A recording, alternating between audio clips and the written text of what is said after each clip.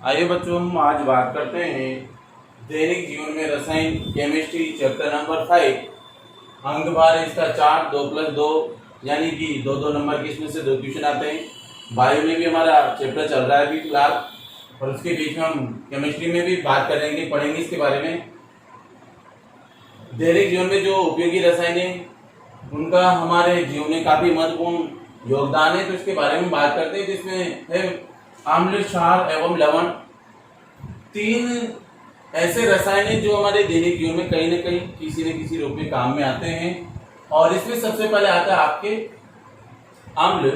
तो अम्ल, आपको पता है कि अम्ल की परिभाषा इतनी है, और तो इनके शब्द या कोई भी चीजें कहीं से भी दी गई हो और हमने विस्तार से लिखा भी रखा है आपको, बट हम यहाँ सीधे बात करेंगे वे पदार्थ जो स्वाद में खट्टे होते हैं और नीले लिटमस को क्या करते हैं, लाल कर देते हैं, वो कहलाते हैं अम्ल।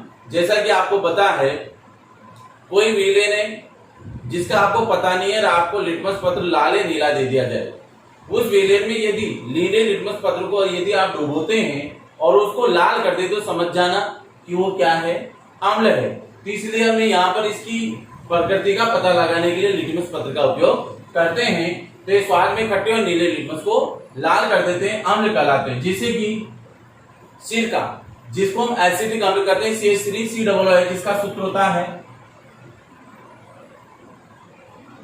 ये सिरका है जो दैनिक जीवन में हम, जैसे कि हम अचार, मुरब्बा वगैरह कुछ भी डालते हैं, बाजार के अंदर उपलब्ध होता है। ये इसको डाला जाता है पर्याप्त संस्करण के रूप में, अर्थात किसी भी चीज को खराब होने से बचाने में सहायक है, यानी परिरक्षक पदार्थ का कार्य करता है। इमली के अंदर प्राकृतिक रूप से टार्ट्रिक अम्ल होता है। कौन सा अम्ल होता है? टार्ट्रिक अम्ल। संतरे के अंदर एस्कोर्बिक अम्ल होता है।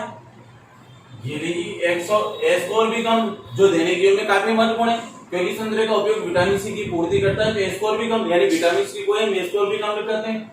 जठररस, जो हमारी जठर ग्रंथियों के अंदर पाया जाता है, उसमें होता है हाइड्रोक्लोरिक अम्ल, जो भोजन के पचाने के साथ साथ उसका अपघटन है, उसको तोड़ने, जीवाणु को मारने का कार्य करता है। ये हमारे जठर के अंदर यानी जठर ग्रंथियों द्वारा स्रावित रस है, नेचुरल, जो हमारे पेट के अंदर आए जीवाणुओं को नष्ट करता है, भोजन को पचाने में भी सहायक होता है। लाल चींटी के अंदर उसके डंक जो हमें काट लेती है कई बार, उसके अंदर होता है फार्मिक अम्ल, अर्थात लाल चींटी को फर्मिका भी कहते हैं।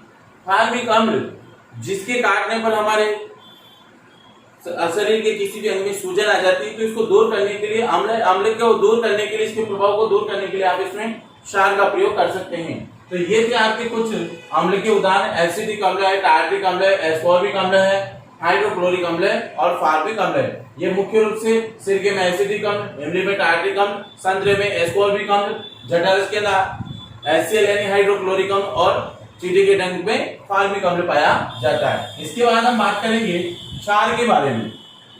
क्षार इसका ही विपरीत है कि वे पदार्थ जो स्वाद में क्या होते हैं, कड़वे होते हैं, और आपके लाल लिटमस को ये क्या करेंगे, नीला। यहाँ तो अम्ल ने नीले को लाल किया था, ये लाल को नीला कर देता है, इसलिए इसको क्या कहते हैं, हम क्षार कहते हैं। क्षार के कुछ उदाहरण देखिए यहाँ पे, NaOH, इसको हम कहते हैं सोडियम हाइड्रोक्साइड। क्या कहते हैं इसको? सोडियम हाइड्रोक्साइड प्रबल क्षार है। KOH पोटेशियम हाइड्रोक्साइड, ये भी प्रबल क्षार है। यह है NH4OH, इसको हम कहेंगे अमोनियम हाइड्रोक्साइड, ये दुर्बल क्षार है। ये आपके MgOH2 यानी कि मैग्नीशियम हाइड्रोक्साइड, इसको हम दुर्बल क्षार कहेंगे। मिल्क ऑफ मैग्नीशियम इसको कहा जाता है। ये दोनों दुर्बल क्षार है और ये दोनों प्रबल क्षार है। तो ये होगी हमारे क्षार की परिभाषा। अब बात करते हैं हम लवण के बारे में कि लवण क्या है, क्योंकि ये सारा जो चैप्टर है अम्ल, क्षार और लवण पर ही टिका हुआ है। तो हम यहाँ पे हम लवण की बात करेंगे कि लवण क्या है।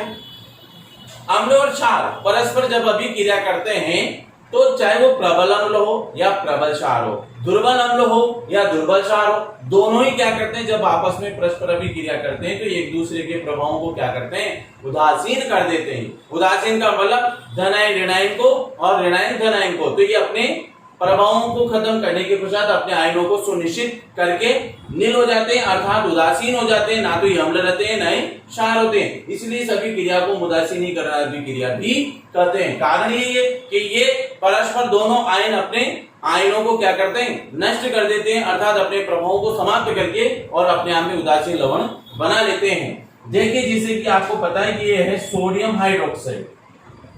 अब सोडियम हाइड्रोक्साइड मैंने इसको अलग अलग लिखा हुआ है यहाँ पे, ये आपके HCl, इसको इस प्रकार से भी मैं लिख सकता था जैसे NaOH प्लस HCl, बट मैंने नहीं लिखा। यहाँ पे दोनों को कन्वर्ट करने के लिए इसका धनायन, इसका ऋणायन, ये धनायन और ये ऋणायन, ये परस्पर अपने प्रभावों को कम करेंगे तो यहां से OH और यहां से H, इसका ऋणायन इसके धनायन के साथ और इसका धनायन इसके ऋणायन के साथ संयोजित हो जाता है।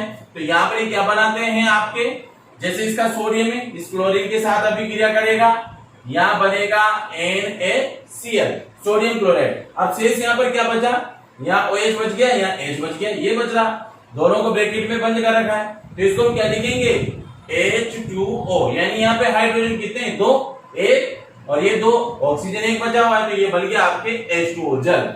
यहाँ मैंने समीकरण को अलग तरीके से लिख रखा है समझाने के लिए, क्योंकि यहाँ से दोनों आयन अलग अलग मुक्त हो रही है, जल मुक्त होगा, तो इसको इस प्रकार से भी हम लिख सकते हैं। तो इसको हम कहेंगे उदासीनीकरण अभिक्रिया, यानी कि एक प्रकार का क्या हो गया, लवण बन गया। तो NaCl अपने आप में क्या है, एक उदासीन लवण है और यहाँ से जल मुक्त हो जाता है। तो ये NaCl को हम क्या कहेंगे, उदासीन लवण कहते हैं, जिसका हम दैनिक जीवन में उपयोग प्रतिदिन खाद्य सामग्री में करते हैं।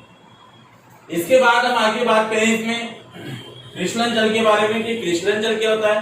देखिए इसकी परिभाषा, लवणों के क्रिस्टलों के साथ निश्चित संख्या में जुड़े जल के अणु, लवणों के क्रिस्टलों के साथ निश्चित संख्या में जुड़े जल के अणु जो होते हैं वो क्रिस्टलन जल कहलाता है या कहलाते हैं। जैसे मान लीजिए आप यहाँ पे दिया हुआ है Na2CO3.10H2O।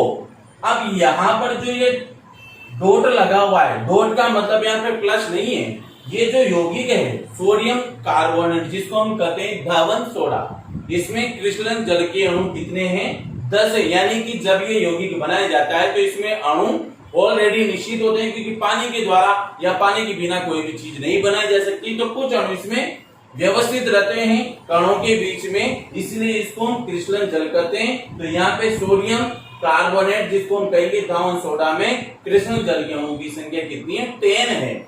इसी के साथ कैल्शियम सल्फेट है। अब कैल्शियम सल्फेट को हम कहते हैं जिप्सम। इस जिप्सम के अंदर क्रिस्टलन जल के अणुओं की संख्या कितनी है, 2 है, अर्थात इसमें जल के अणु कितने पाए जाते हैं, क्रिस्टलन जल के 2 पाए जाते हैं। इसी प्रकार आपने K2SO4.Al2 bracket SO4 bracket 3 dot 24H2 अर्थात ये आपके फिटकरी जिसको हम पोटास एलम भी बोलते हैं। क्या बोलते हैं इसको, पोटास एलम, यानी जिसको हम कहेंगे साधारण भाषा में फिटकरी, उसमें जल के अणुओं की संख्या होती है 24।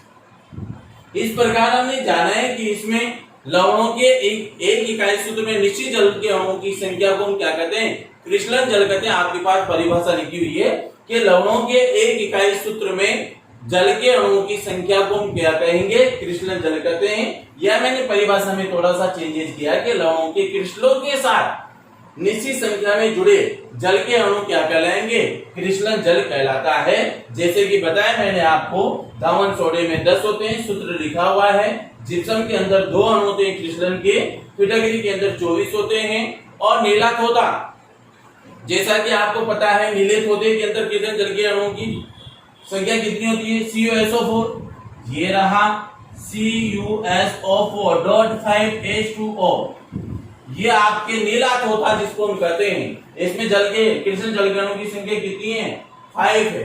तो इस प्रकार से कई प्रकार के यौगिक या तत्व हैं जिनके अंदर क्रिस्टलन जल के अणु की संख्या निश्चित होती है। इस प्रकार से आज हमने जाना कि अम्ल किसे कहते हैं, इनके उदाहरण क्या है, किस किस में कौन सा अम्ल पाया जाता है, क्षार किसे कहते हैं, ये उनके उदाहरण है, किस प्रकार से इसकी परिभाषा कैसे होते हैं, कौन से रंग को किस में बदल देते हैं। ये लवण है, लवण कैसे बनते हैं, उदाहरण क्या है, जैसा कि हमने उदाहरण में समझा है।